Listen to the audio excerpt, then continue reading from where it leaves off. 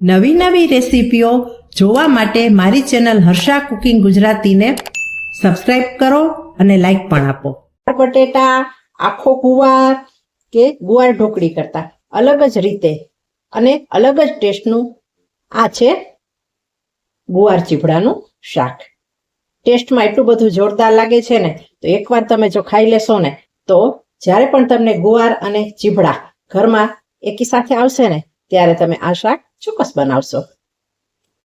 ગુવારનું શાક તો તમે અનેક પ્રકારે બનાવીને ખાધું હશે, પણ આજે આપણે બનાવવા જઈ રહ્યા છે ગુવાર અને ચીભડાનું શાક.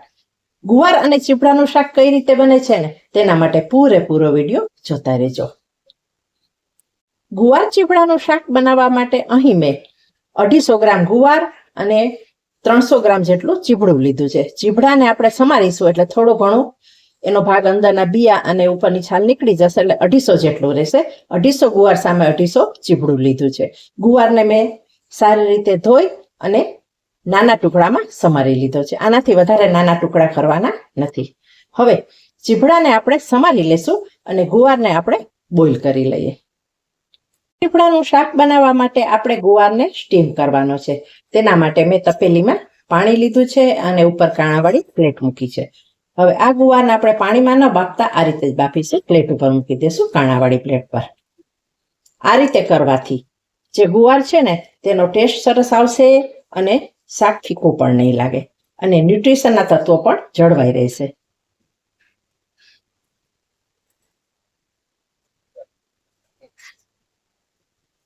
હવે આપણે ગેસ ઉપર તેને સ્ટીમ કરવા માટે મૂકી દઈએ ઢાંકીને. આ રીતે ઢાંકી અને આપણે સ્ટીમ કરી. ગુવાર ચીભડાના શાક માટે આપણે ચીભડાના બી કાઢી લીધા છે અને તેની છાલ પણ કાઢી લીધી છે. આ ચીભડું વધારે પાકેલું પણ નથી અને વધારે કાચું પણ નથી, મીડિયમ છે. જો છાલ અને બી આપણે કાઢી લીધા છે અને હવે ચીભડાના આપણે ટુકડા કરી લઈશું. ગુવારને બાફવા મૂક્યાને 10 મિનિટ થઈ છે. હવે આપણે ઢાંકણ ખોલી અને ચેક કરી કે ગુવાર આપણો કૂક થયો છે કે.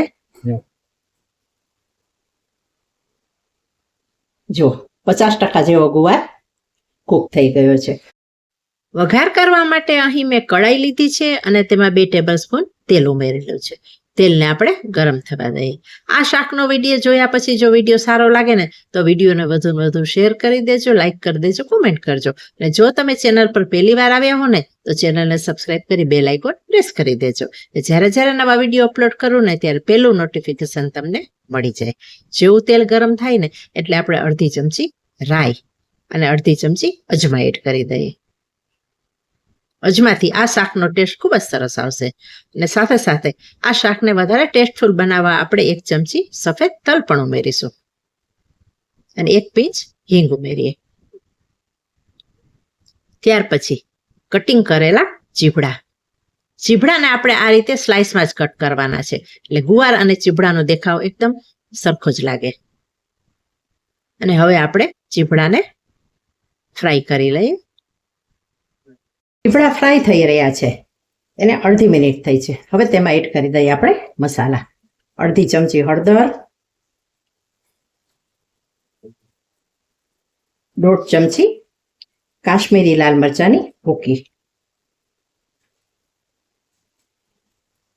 સ્વાદ મુજબ મીઠું એડ કરી દઈએ. હવે બધું આપણે સરસ મિક્સ કરી લઈએ.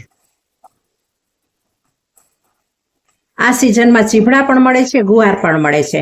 આ નવા પ્રકારનું ચીભડા ગુવારનું શાક એકવાર તમે બનાવી લેશો ને તો તમને રોટલી સાથે કે ભાખરી સાથે ખાવાની પણ મજા પડી જશે. હવે તેની અંદર આપણે 50% બાફેલો ગુવાર એડ કરી દઈએ અને હવે બધી જ વસ્તુને સારી રીતે મિક્સ કરી લઈએ.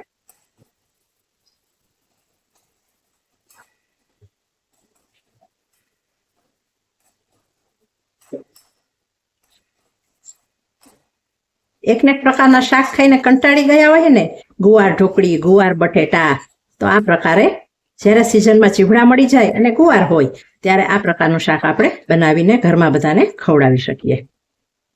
ગેસની ફ્લેમને અત્યારે આપણે મીડિયમ કરીએ અને ઢાંકી અને હવે આપણે કૂક થવા દઈએ. બાકીના મસાલા આપણે પછીથી એડ કરીશું.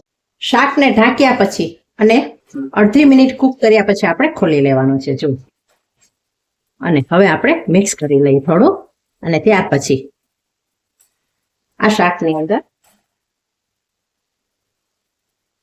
એક નાની ચમચી પાણી ઉમેરી દઈએ અને હવે આપણે પાણી સાથે મિક્સ કરી લઈએ.